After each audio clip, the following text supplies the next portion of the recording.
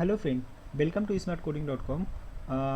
पिछले लेक्चर में हमने देखा था स्ट्रिंग कॉपी फंक्शन क्या होता है, कैसे यूज करते हैं, कैसे एक स्ट्रिंग को दूसरे स्ट्रिंग के अंदर कॉपी करते हैं। इस लेक्चर के अंदर हम लोग देखने वाले स्ट्रिंग कंपेयर क्या होता है, स्ट्रिंग कंपेयर फंक्शन का यूज़ कैसे करते हैं। स्ट्रिंग कंपेयर फंक्शन का काम दो स्ट्रिंग को कंपेयर करने के लिए यूज होता है। अगर दोनों स्ट्रिंग इक्वल होती है तो रिटर्न 0 होता है, नहीं तो रिटर्न 1 होता है।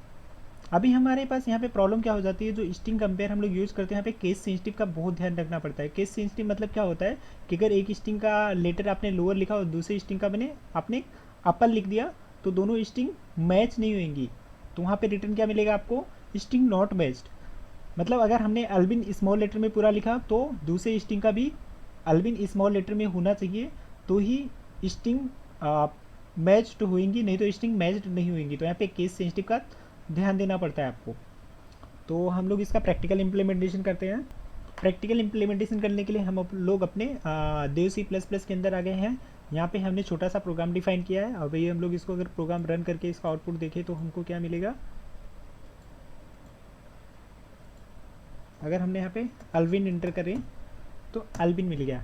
ठीक है, अभी देखो मैं आपको केस सेंसिटिव बताता हूँ। केस सेंसिटिव का मतलब क्या होता है। सपोज करो मैंने यहाँ पे अल्बिन इंटर कर दिया और यहाँ पे क्या ALVIN एंटर कर दिया, मतलब ये दोनों क्या है, अल्बिन ही दोनों है, बट यहाँ पे दोनों स्ट्रिंग मैच्ड नहीं होंगी। मैच्ड क्यों नहीं होंगी यहाँ पे, क्योंकि हमने यहाँ पे क्या अल्बिन का जो ए लिखा ना कैपिटल कर दिया और यहाँ पे स्मॉल कर दिया।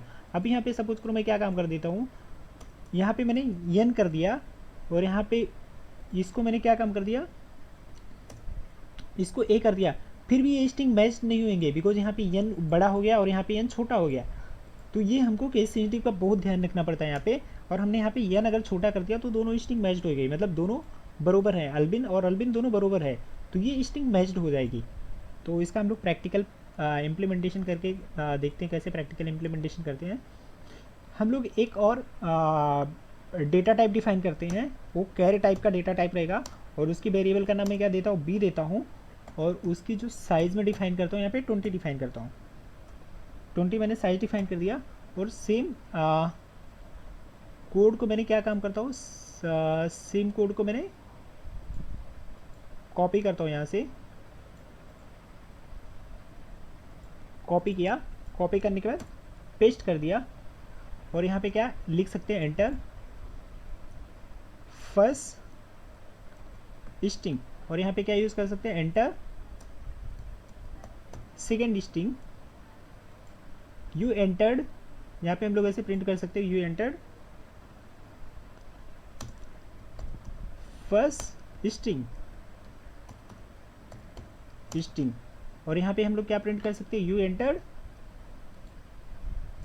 Second string string. हमने यहाँ पे प्रिंट कर दिया। अभी हमारा क्या काम है, अभी हमको यहाँ पे भी चेंज करना पड़ेगा। जहाँ पे हमने ए लिखा है वहाँ पे हमको क्या करना पड़ेगा, बी करना पड़ेगा। अभी हमने यहाँ पे बी के अंदर डेटा स्टोर कर रहे हैं तो हमको यहाँ पे बी लिखना पड़ेगा, और जो हम लोग बी के डेटा को प्रिंट कर रहे हैं तो यहाँ पे भी हमको बी लिखना पड़ेगा।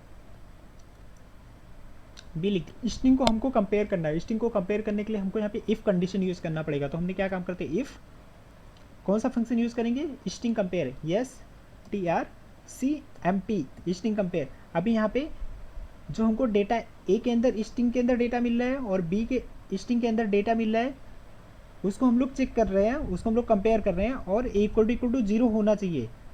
मतलब अगर दोनों स्ट्रिंग मैच हो रही हैं तो आपका जो वो किसके इक्वल होना चाहिए, वो 0 के इक्वल होना चाहिए।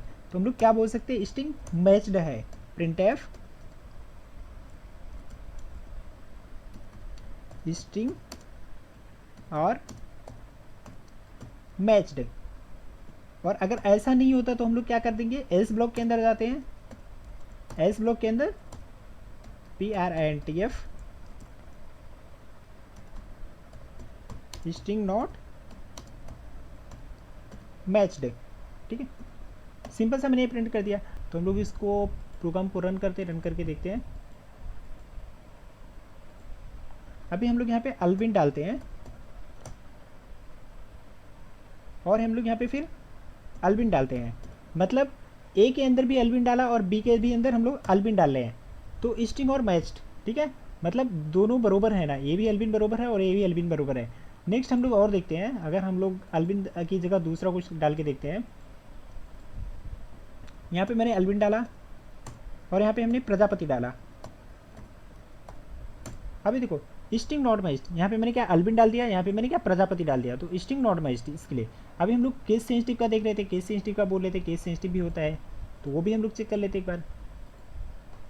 यहाँ पे मैंने अल्विन डाल दिया और यहाँ पे मैंने कैपिटल अल्विन डाल दिया, तो स्ट्रिंग नॉट मैच्ड। देखो यहाँ पे प्रॉब्लम कैसे हुई, यहाँ पे कैपिटल एक इसका ए कैपिटल हो गया और इसका ए स्मॉल हो गया, तो ये दोनों मैच्ड नहीं हुए, और मैच्ड नहीं हुए तो रिटर्न क्या मिला, रिटर्न 1 मिला, तो मतलब स्ट्रिंग नॉट मैच्ड।